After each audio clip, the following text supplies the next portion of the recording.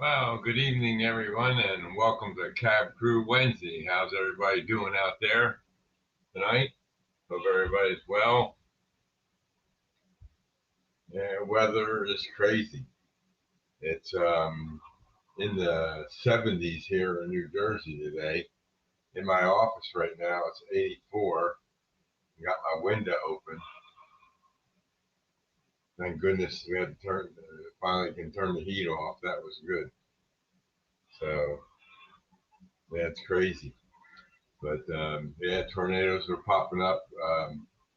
Steve Childers had abandoned his show yesterday, Tuesday night, because he had a tornado warning too in Oklahoma where he lives. So everybody stay safe out there. Let's just say hello to everybody out in the chat. We had Bob from PKW Model Works. How you doing, Bob? I'll talk about that 3D print thing there you were talking about with Dwight there in a minute.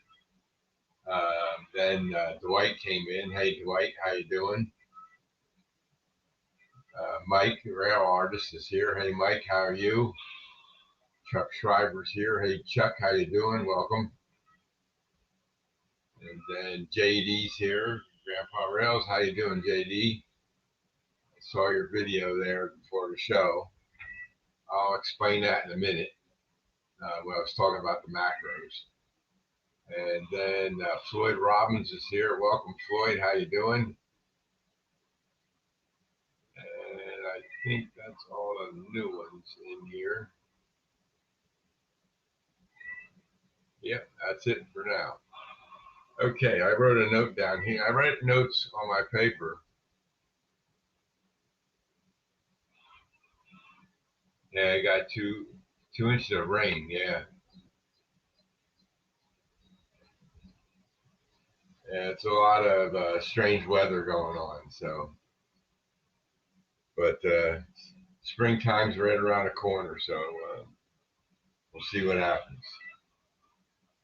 So since JD's here, I wanted to talk to him. He was having some trouble with his double slip. So on my double slip, I have two motors on there, and that's all you need on a double slip. And like hey, Jim Tedesco, welcome. And on my layout, I have all these blocks, and on each side of the block, there's a block number. Okay, and so what I did, so in the double slip, you come in on block number 1, for example, and then you have block number 2 on the other side, and then across from it, you have block number 3 and 4. Let's make it simple, right? So what I did was, instead of trying to figure out which way to set the double slip to get it to go from block 1 to block 3, or from block 1 to block 4, I set up macros. Okay, because the turnout's got to be either normal or reversed, right? So if it's normal, they go block 1 to block 3. Normal and reverse, it would go from block 1 to block 4. Hey, Spence, welcome. How you doing tonight? So what I did was I created a macro, and I would call the macro 113. So that would be going from block 1 to block 3. And in the power cab, you go to program escape, hit the 8 key, and that takes you to program macros. And then when you hit enter, you have number 1 is program and number 2 is review. So you program a macro, you give it a name, and then you tell it what you want it to do. And one would be accessory 1, 2, 3, normal or reverse. And then accessory 1, 2, 4 normal or reverse. And then you just go into the Power Pro and you hit macro and you select the name 1-3 and you hit macro button and you hit 1-3 and you hit enter, and then it automatically changes turnouts 1-2-3 and 1-2-4 in the right position, and then the train will run right through your double slip. That's what I do. I can change my turnouts by many different ways. I can go on my JMRI screen and click on them. I can go onto those DCC Concepts control panels and push them, okay? And so there's many ways to do it. And then from the power cab, I can select the accessory and do them. But I don't want to have to remember to hit this one this way and that one that way, and go on a power cab and select them and all that.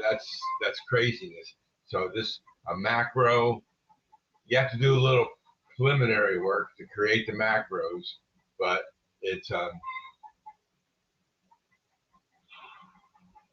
well, yeah, I understand that, Ray. Hey, Ray, welcome. But yeah, when you're not showing the switches, right? Yeah, because you have two switches in a double slip. Yeah, and that's what you do when when you want to make it a little more easier for you. So if you need assistance, you can always give me an email or call me, and I'd be glad to help you set them up. They're real easy to do, especially since I know JD is on an NCE system. But if you're not on an NCE system, I don't know if Digitrax has macros. I'm sure they do.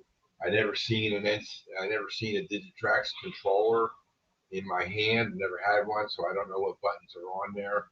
So it's you know it's hard to show, and I can show, I can do a demonstration on my double slip. One day I'll do a video of it, and you'll see I'm hitting macros to do that. So maybe I'll do a video of that and do that, because I'm going to be running trains up there eventually to put them back into the roundhouse and stuff like that. But that's what I meant when I told you I was doing that, JD. So now, Dwight sent Bob some I guess they were STL files, right, Bob? And you couldn't read them into Blender? Well, I was on EE. Seems like a state machine might be interesting to explore future controls and the rest. Yeah. And John is here. Welcome, John. How you doing? Glad to see you in here tonight. So, if you want, Bob, you can email me the files that Dwight sent you, or Dwight, you can email me the files, and I'll take a look at it. They may have errors in the files that you're not aware of, and that's why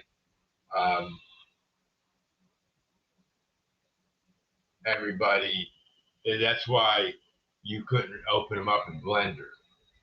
And Tammy and Ray are here. Welcome, Tammy. How you doing? Good to see you here.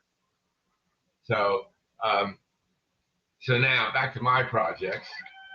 But like I said, if Dwight or Bob, you want to email me those STL files, I'll take a look at them and see what they are, and then we can see if I can help you out.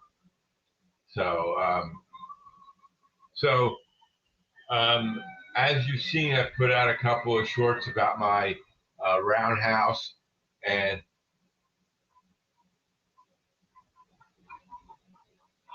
okay.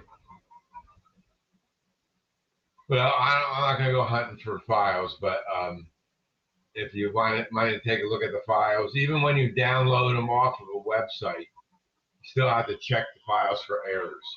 There always could be errors in the files. You never know what these guys put up there. So that's a common practice for me. As soon as I download a file, even the files that I create on Tinkercad and I download them, I always run them through my 3D Builder checker, and boom, we'll see. Sounds good, Bob.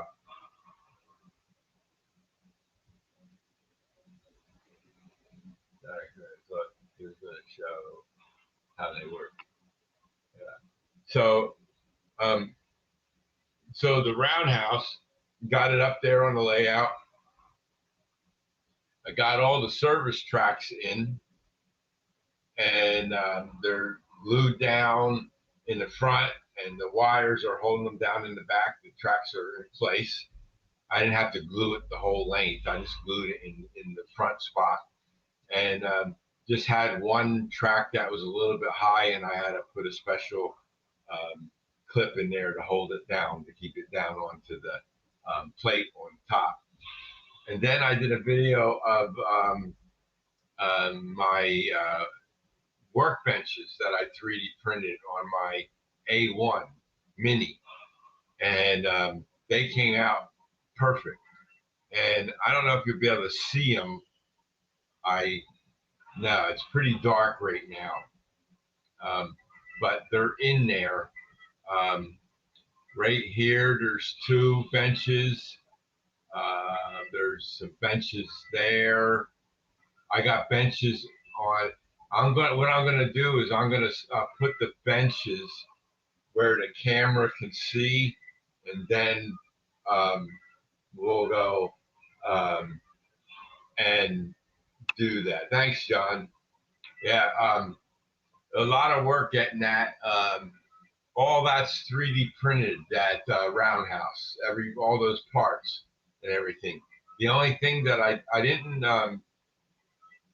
the roofs are just sitting on top. I was surprised. I thought they were going to slide off, but they didn't. And in the back roof, I have to put on yet. I didn't get the chance to do that before the show started. So it's going to be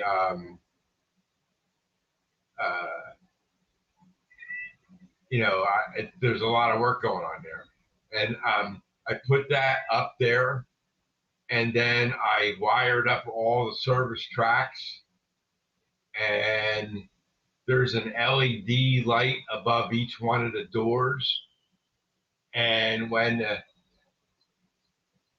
thanks, Spence, and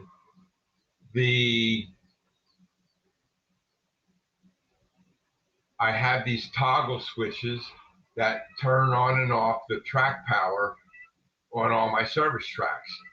There's 5 there, 4 there, so that's 9, and then there's 2 outside of the roundhouse up there. One's for the 44 switcher there, 44 tonner, and the other one is for my other small switcher. And they don't need to be in one of the buildings. So, and then I had to level this building off so I can roll. You see this car here on the bottom here, that's my vacuum cleaner car. That gets pushed into one of these stalls. And so I turned on the track power, and the LED lit up, and that was great. Then I turned off the track power. I did this one first, and this one, and this one, and I did this one last. And they all went off, except for this one here, this one right here. That LED stayed on, even though the toggle switch was off. So I looked at I took my Blue Man track tester, which I have a couple of, and my old track tester. The only reason I bought the Blue Man track testers was because I couldn't find my original track tester. It has a little LED on it. You put it on a track, it lights up if you have current going through the track, so you know you have a good wires and stuff, right? So I put the blue man on there, and the light, it has two blue lights on. That's why I call it the blue man, because it lights up blue. And it's a signal man, and it has a thing for the track that put it on, right? So I showed that in another video a while back, and I put that on a track, and the lights were on the blue man, but they were very dim. So I put my other track tester on it, and it didn't read it at all. I put my meter on, and my voltmeter on it, and I had a very low number, like 2 volts or 1.8 or 1.7, stuff like that. So then what I did, I checked all the tracks around. I said I had 11 of them. There's only one of them that had the problem. All the rest of them still have a residual resistance on the tracks, a voltage, I mean, and with the toggle switch in the off position. One track, when it's in the off position, has no power, it's dead, and that's what these all are, should be. And I have several other tracks that I have toggle switches to turn off, like my yard on the one level, and in certain other, in my yard in the lower level, I can turn off all the tracks power. Don't need to have the track power on there and waste energy like that, right? So especially with engines on them. So I tested those and they're all off. So I can't figure out what's going on. 11 and 8, that's not bad. Very good. 3 people ain't hitting the like button. So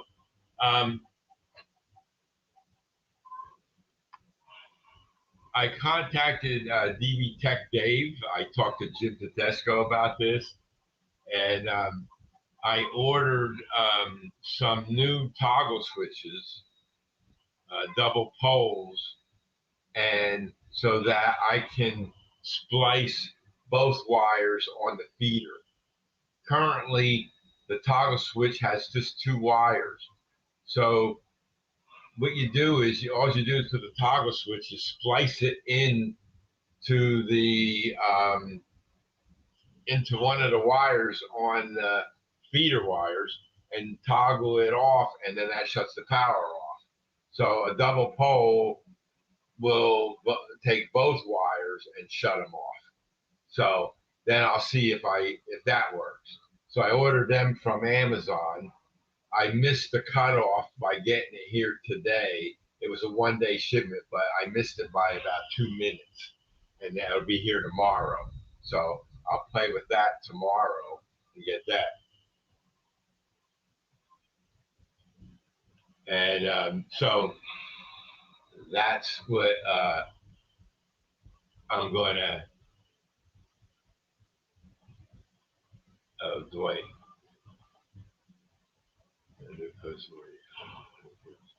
And so that's what's going on out there. So that I wasted a lot of time trying to figure out how to get that LED to go out, because all the other LEDs on all the stalls are off. And on the 2 service tracks that have the red LED in the bumper, they go off. They don't stay on. So it makes no sense why it's doing that. Oh, it's pouring down raining now. Hold on, I gotta close my window.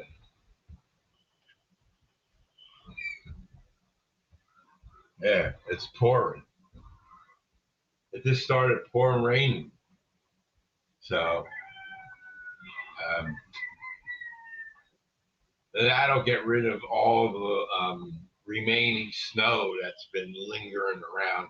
Some of the spots, big piles, are still around, even in the warm weather.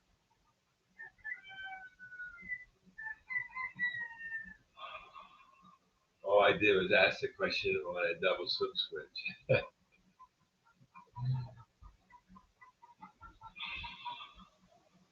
Yeah. So, yeah, Ray. What I'll do is I'll do a video showing how I do my macros, and then you'll maybe be a little might make more sense to you. So the only thing I need now for the roundhouses, I got to 3D print some workers to put in front of the workbenches, and then I'll glue them all in place, and then they'll be look like they're working on something in the shop when the engine's in there and stuff like that. So, and I got a lot of landscaping to do down in front here. There's some pink showing, so I don't know if I'm going to ballast the track between the rim here and the wall on the floor. I'm still debating that. I don't really want to. I might just put a little ballast on top of the the grass or whatever I put in there. So I got to do that, and then on the side, um, I'm going to. I got to do some landscaping because I had to cut out all the foam up there to get that building in to level it because it was going uphill a little bit, and that increase was hard enough to get a car to push the train into to the service track. So I got them leveled now, and I shouldn't have no trouble moving that a vacuum car in with that little switcher. So that's a test I got to do later.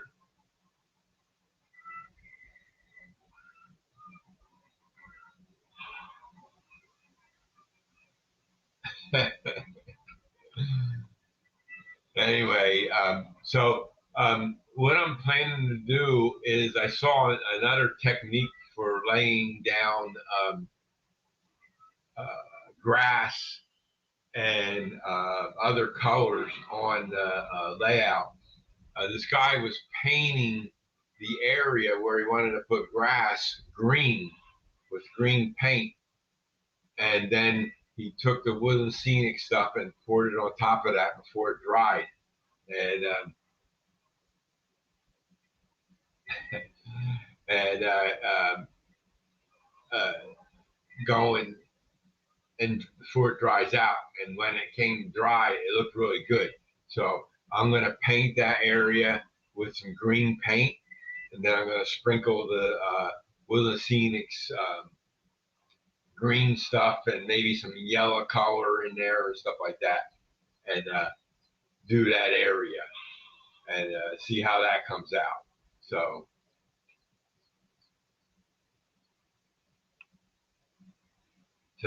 that's another thing that I'm going to be working on once I get up there again to work on that area, because I was trying to oh, on Tuesday, yesterday, I went for a Lexus test, LEXUS test. And when they called me and told me I had to come in for a Lexus test, I said, well, I never heard of that before. Hey, Mike, welcome. How you doing? And I said, a Lexus test, what's that? Well, that's a new way of doing a stress test. So they all they do now is they put an IV in you in your arm, right? And then they inject some stuff in there. Then you go sit down for a half an hour or so, and then you come back. And then they put you in a chair, sit you upright in a chair, and then they scan you. And that's the stress. That's all the stress tests I had to do. I had to do that twice. I was in there for 3.5 hours because I had to sit around and wait until the stuff went through you. how to drink a lot of water and stuff like that. So that was the Lexus test. So if they ever tell you you need to go in for a Lexus test, don't be worried. It's pretty straightforward. And like in the old days, the stress test, you had to run on a treadmill and do all this other baloney. So yeah, right. Yeah, Spence. Yeah, that's pretty good. No, wasn't a salesman. It's just a procedure called Lexus. So um, that's where I was yesterday, and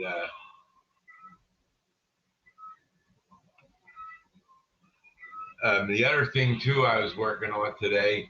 Um, I have these UTP panels. They're from NCE, and I have 6 mini panels that I run my train automation with. And I talked about this before, but I didn't talk about the problem I have with the UDP panels.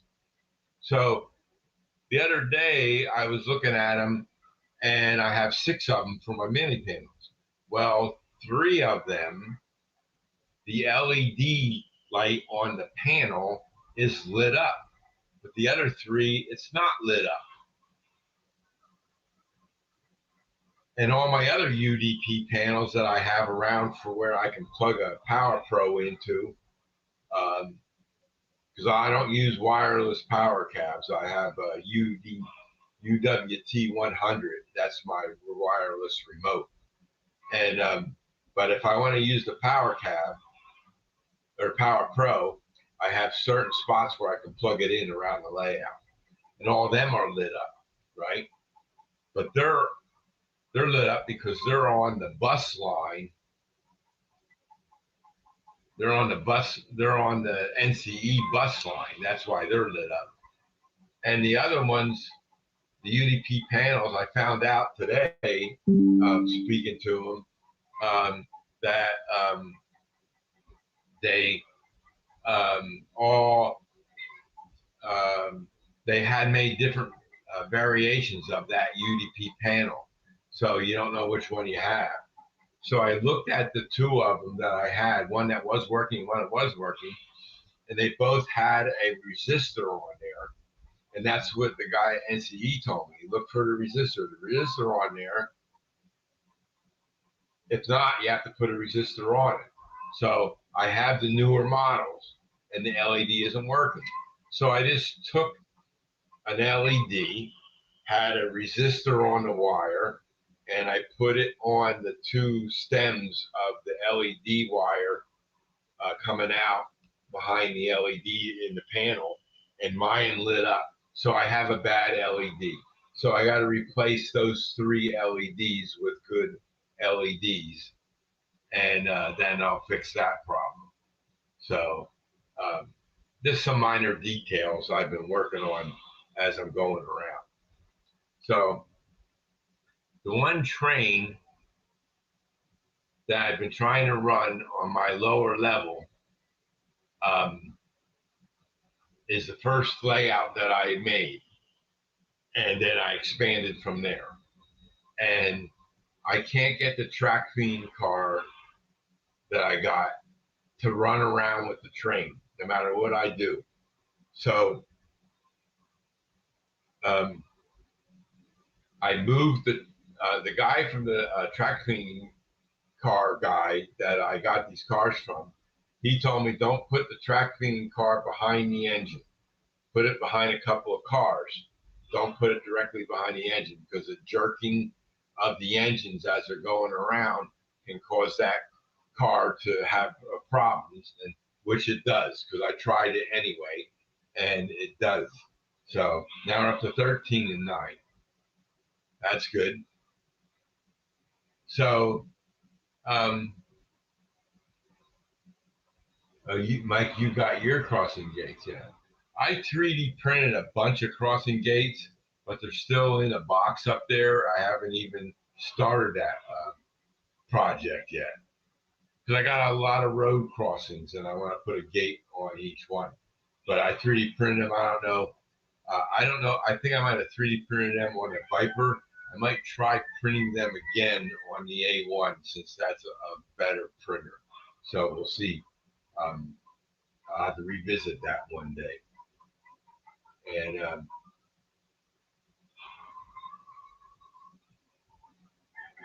almost done organizing the room. Yeah.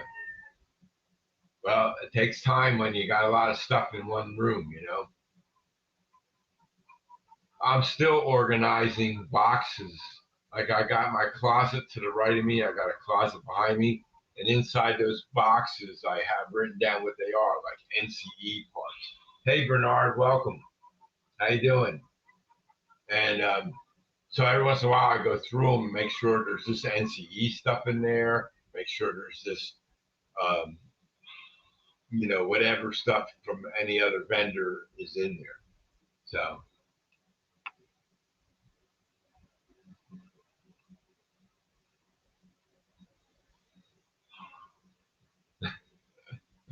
looks like we're having a war here on the stream.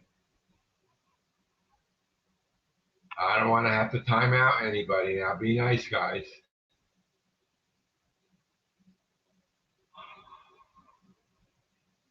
Sometimes people don't understand sarcasm, I guess.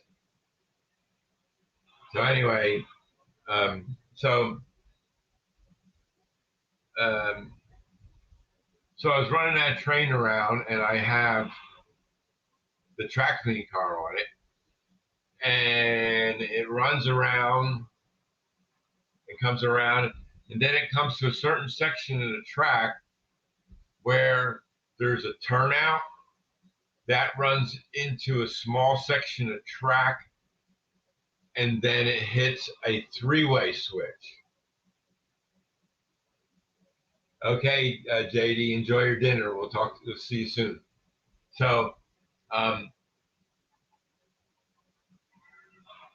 when the train come around with the track cleaning car on, the lead engine, the front wheels would jump the track right before the three-way.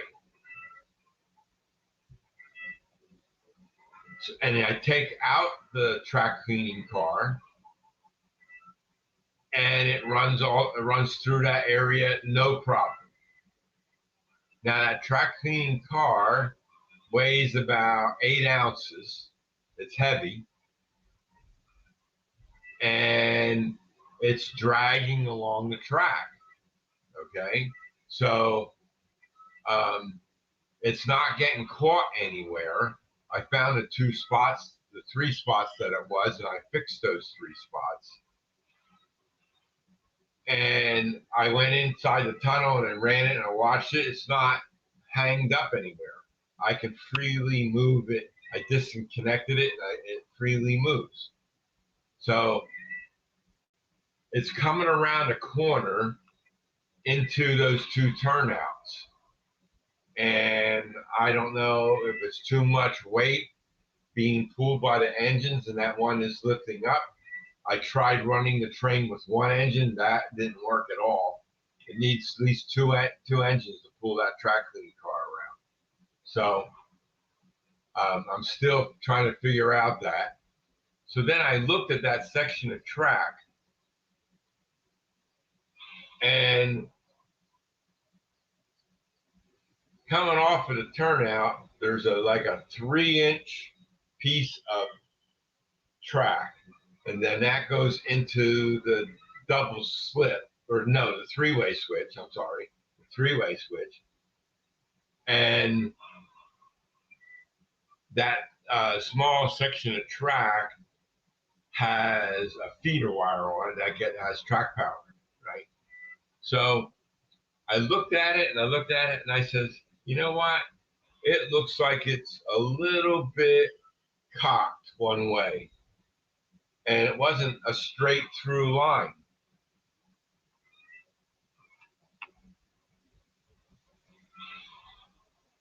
Yeah, well, Bernard, it's daylight savings time, so it doesn't get dark until after 7 o'clock here now, which is nice. Good to see the sun after dinner. especially for the people that work all day. They come home and they go to work in the dark and they come home in the dark. So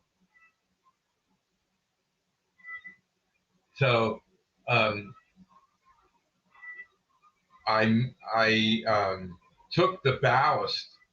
I poked the ballast out between the ties on that small section of track, and then it's already dark here. It's 8:30.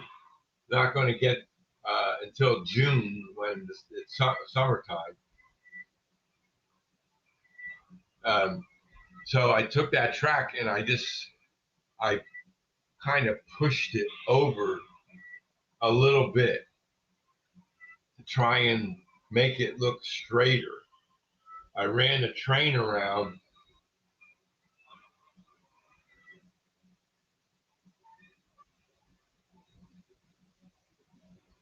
Yes, it does. It's just that I spotted it dies. Okay, Bernard. So today I decided I'm going to get rid of that three-way switch. I just ordered 2 number 4 turnouts that'll fit in that area. I got a little track work to do, and then I can straighten that out. And but the engines aren't derailing on the three-way. They're not getting there. But there again, you need a macro to switch, which way is going which way and all that. I'm just going to put 2 turnouts in the place of that. There's 2 motors there to run the three-way. So I'll just use those 2 motors for the 2 turnouts, and it'll be easy straight through.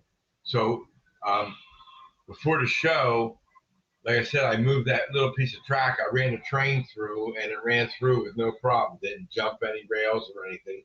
That was without the track cleaning car. Now with that movement, I'm gonna,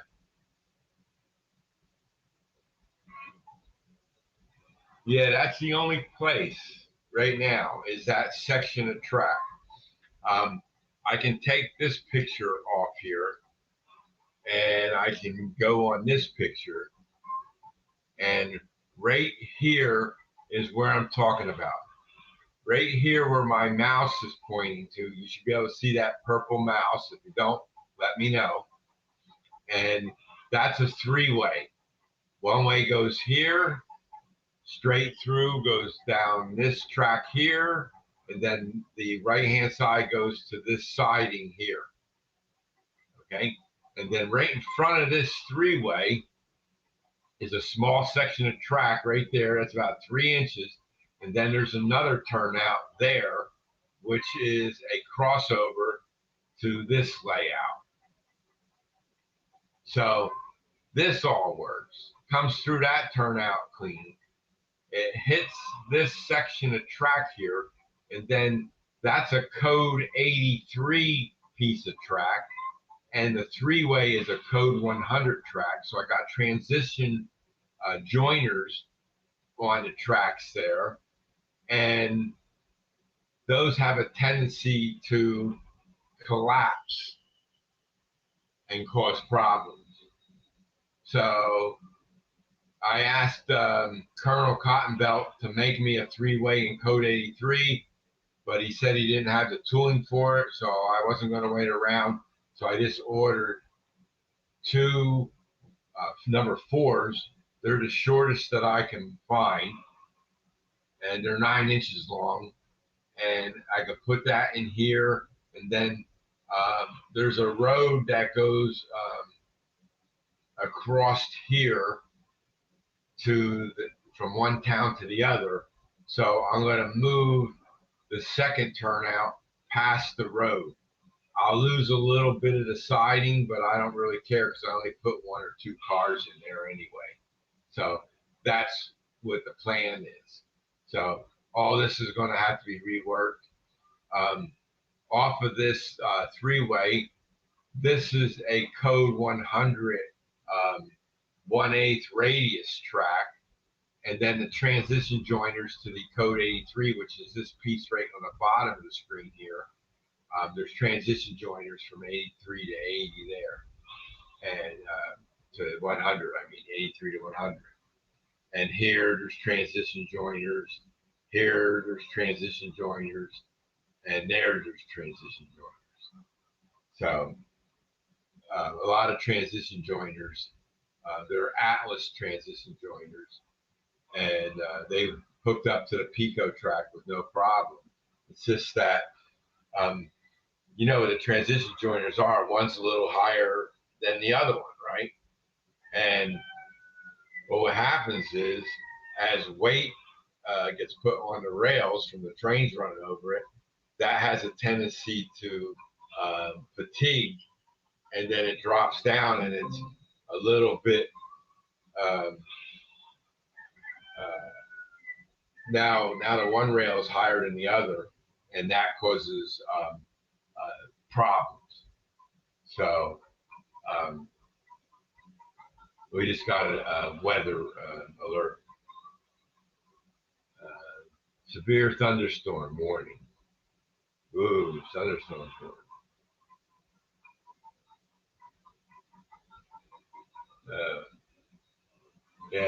Ray's wife's birthday's today. If you didn't notice, you can say happy birthday to her on Facebook. So just to let you know about that, if you didn't know already.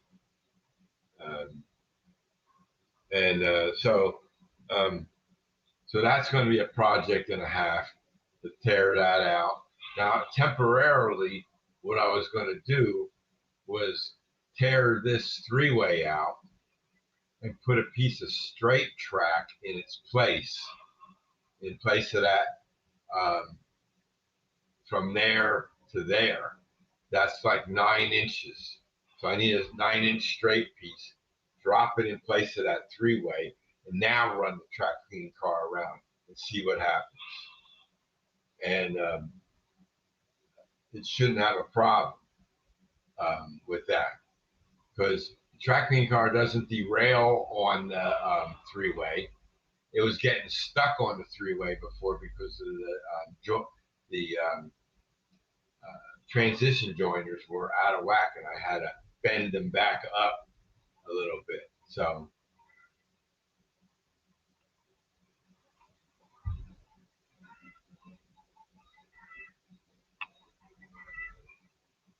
yeah, and yeah, so that's what I'm going to do. Is tomorrow maybe I'll just take this three-way out. See, I don't go into this siding here. That's an industry siding that often, so I don't need it right away. And I don't go into this siding here. That's just to store some cars before I move up.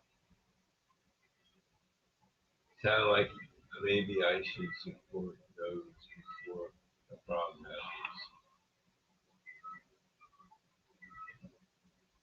Yeah. So yeah, that's this. That's the only problem I have. I got a track cleaning car on this train here. No problem going around that layout. I have a track cleaning car on the passenger train. I did a video on that. You all seen that. And that one cleans the track, no problem there. And there's 4 track clean cars up on the 5th label for those 4 trains. And haven't run them yet.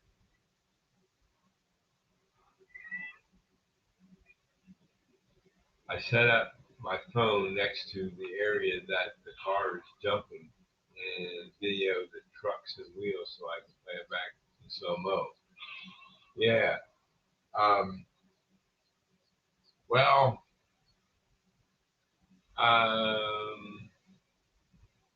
I can see where it's jumping,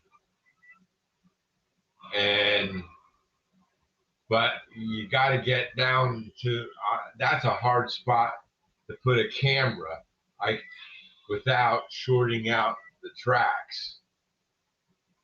There's not no there's a lot of track in that space. I could put my now my phone won't work there. I might be able to put my camcorder there if I put a piece of cardboard underneath it so it doesn't short out the track when I put it on there. Yeah, and then I can watch it. But I know what the problem is. I'm pretty sure it's those transition joiners to that three-way.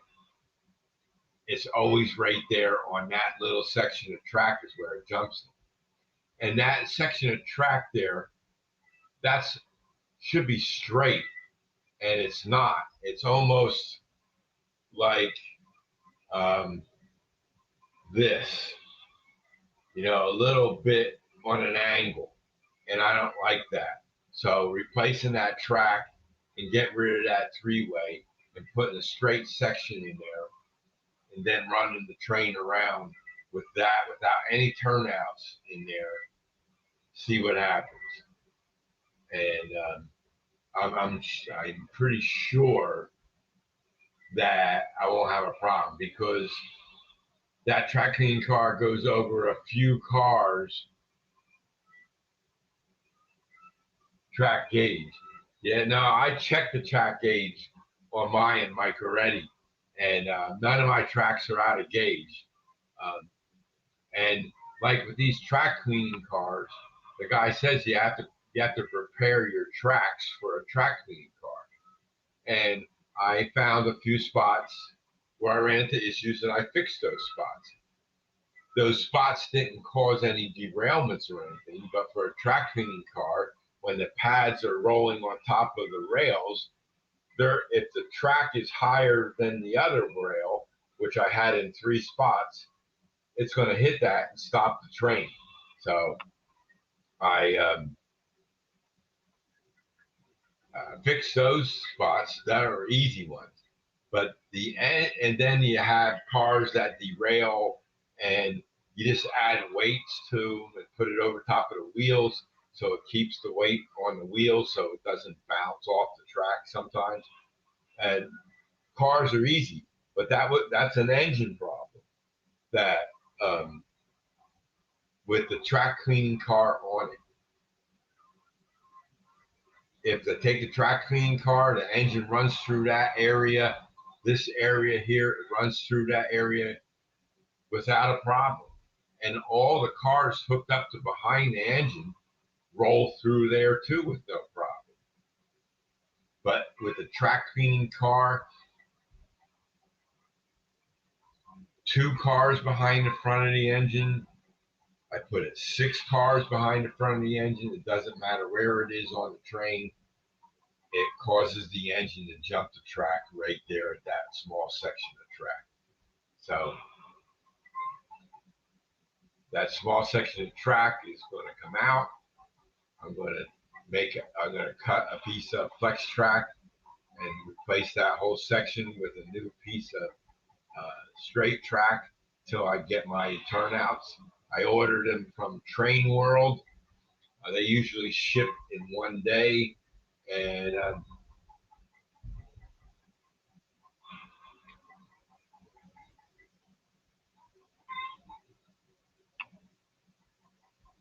yeah, they. I thought I saw somebody making transition track. In other words, they had a code 100 and they grounded it down to the code 83. But I don't want to mess around with that. If you get it wrong, then you ruined a piece of track. So, hey, Chris, welcome. How you doing tonight? Thanks for stopping in. And so I said,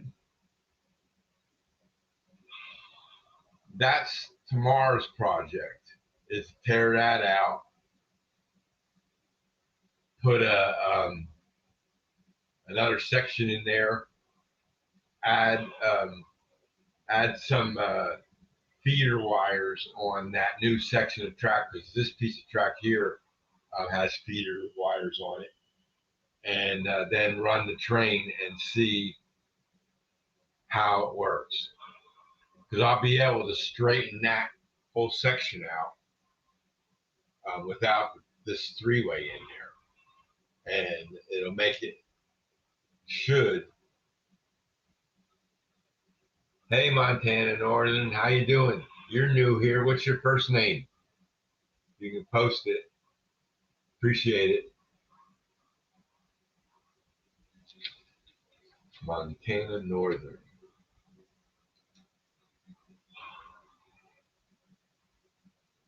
Walters makes track to go to 80, 100 to 83. Oh, really? Yeah, I couldn't find any. I looked for it when I was doing this installation originally, but I'm not gonna. I don't. I think that that's the only piece of code 100 track on my layout, and I want to get it out of here.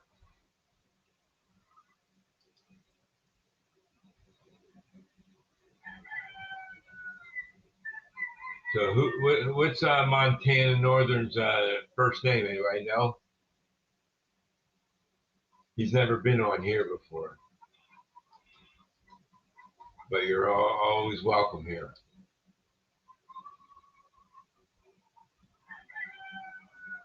So I like to keep my file of names so I don't miss anybody.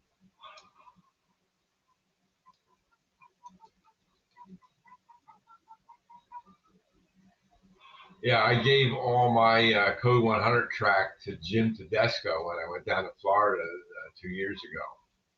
I had a whole box of flex track and turnouts and stuff, and I gave it all to him because I was switched over to Code 83, and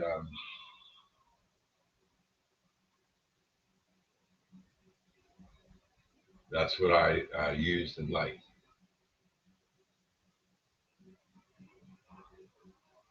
Heard that howdy up there, Montana North. Hey, Bernard.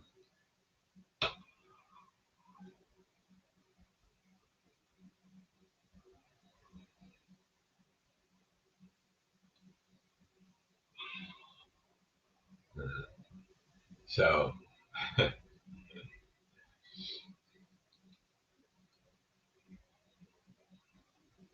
oh, Thomas. So he's my name. Okay, that's easy to remember. Oh, welcome, Thomas. Hey, Alfonso.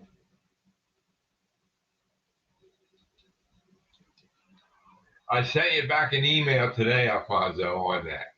I think you need to separate all those little itty bitty items on those files. Putting all that stuff in one STL file is not a good practice.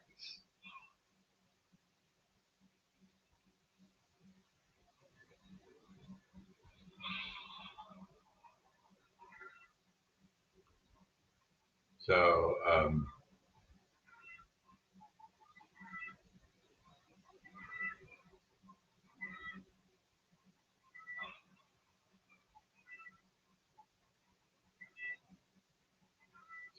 that's with that. Let's see, DRMGE, deep run light. Good evening. Oh, okay.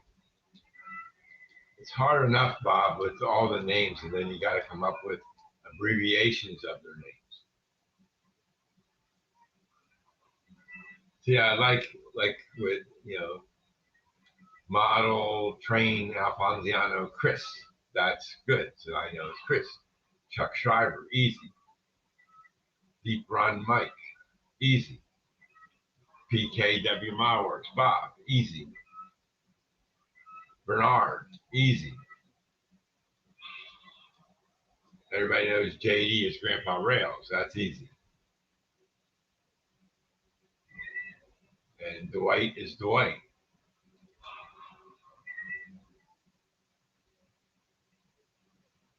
Ray, did we scare Dwight away?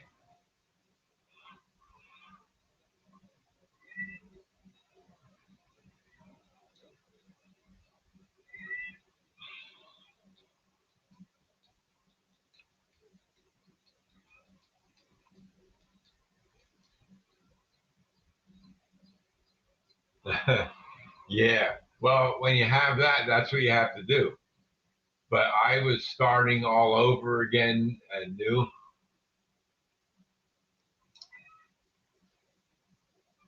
Yeah, it's still a challenge. That's right. Yeah, I know. Very difficult to keep track of everybody. And I like to be on a first name basis when I see people come in my stream. I try to say their channel name and then I say their first name. But I'll write down Montana Northern and Thomas. That's easy to remember.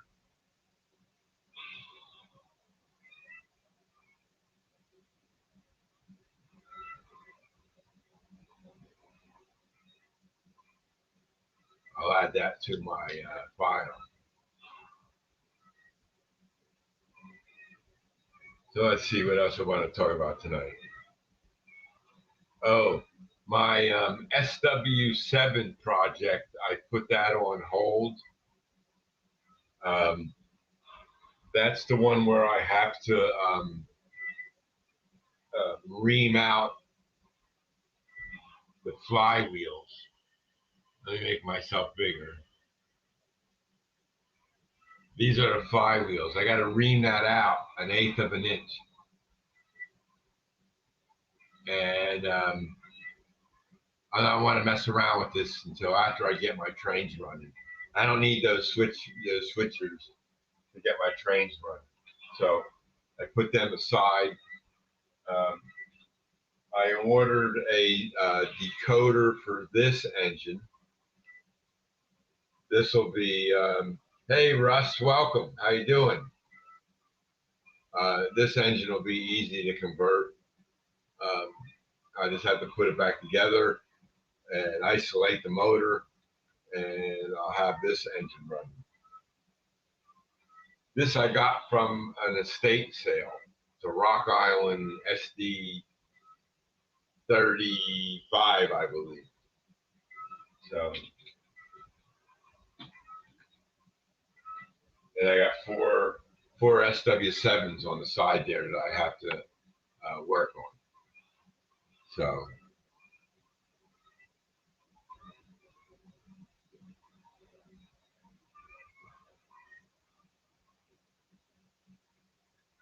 there we go. Back to square one. So that's the only problem I have. Then I would have all three of those trains automated again. Until I get a successful run of the train on this layout down here where my mouse is in this section, um, I'm not going to automate the trains. And then once I automate the trains, then I can bring up a live stream. And I got to get me a stool for my monitor and computer out in the train room so I can start doing my streams from inside the train room. So that's what I'm planning to do.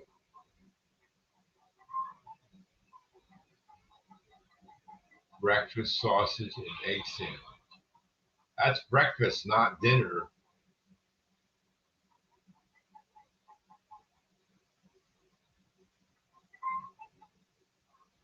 Every time I go out to dinner or breakfast with people, they always get eggs and bacon and home fries and whatever. And I don't like eggs. I can't eat eggs. I don't like them. And so I always have to get my either pancakes or something else, waffle or whatever. But there's so many breakfast uh, meals with eggs and this and that. Never could like them.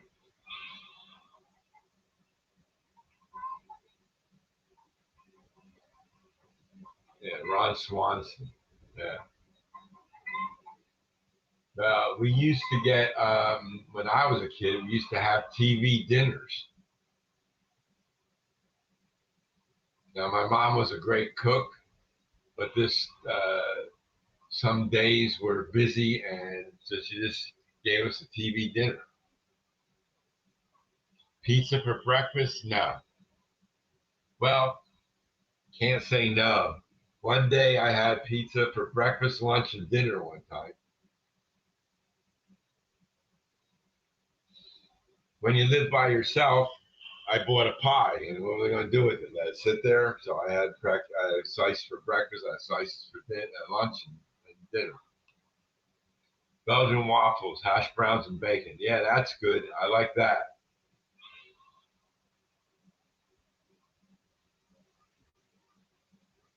Or some grits. I like grits. I had them when I was down in the South. I had grits for the first time, and I liked them. They were good.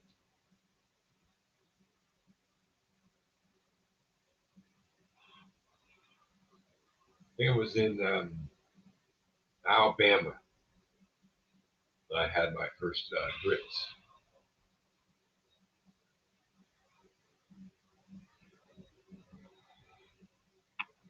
No Taylor ham. That's a brand name. It's pork roll.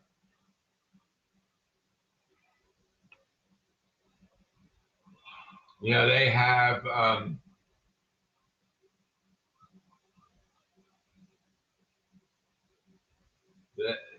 they have big arguments here in New Jersey about pork roll versus Taylor ham. The Taylor ham is a brand name, and what you're getting is pork roll in the Taylor ham. That's what it is, pork roll. So all that is a brand name.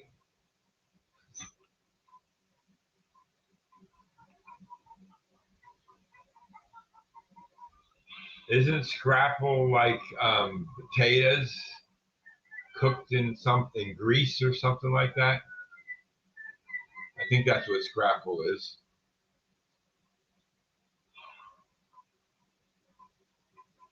Smiley pancakes. There you go, Bernard.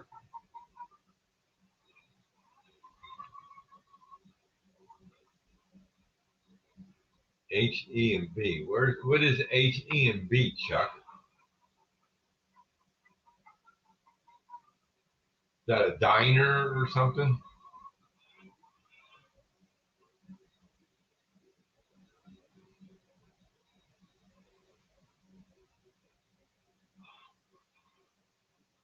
Yeah, Alfonso, make them separate. STL files, and that might make it easier to print.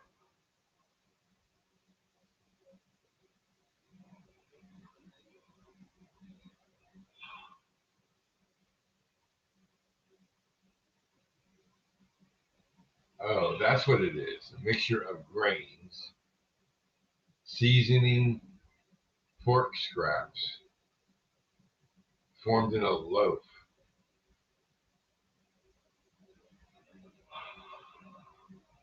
That's not what I saw, but maybe that's what it is. But I don't. Well, maybe that's what I saw. They called it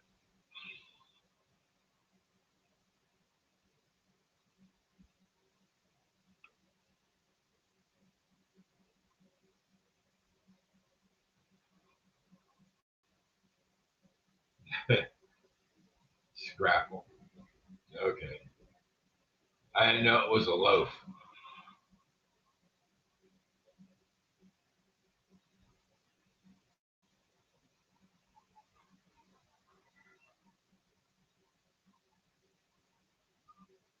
That's done at slicing time, Alfonso. You don't need to worry about that.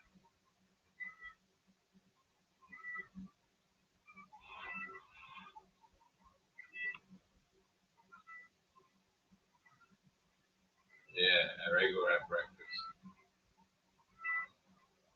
Yeah, that's the way it goes, you know. Well, guys, I think I'm going to call it a night. I've been on here for a little over an hour. Um, I want to thank everybody for stopping in. I appreciate it. Um, Hope you all have a great week. Don't forget to watch Jim Tedesco tomorrow night at 6 o'clock. And whoever else is out there, have a great day and enjoy your weekend. And we'll catch you all on the next stream. And if you guys are on streams, I'll catch you on those. We'll see you around. So, everybody take care. Again, thanks for stopping in and spending the time. Have a good night, and we'll catch you all later. Take care.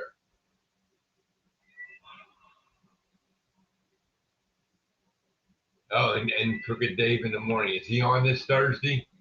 Okay. I don't know when he's on and when he's not on. Grocery store. Okay. Gotcha. Thanks a lot, Russ. Appreciate it. Have a good one. Take care.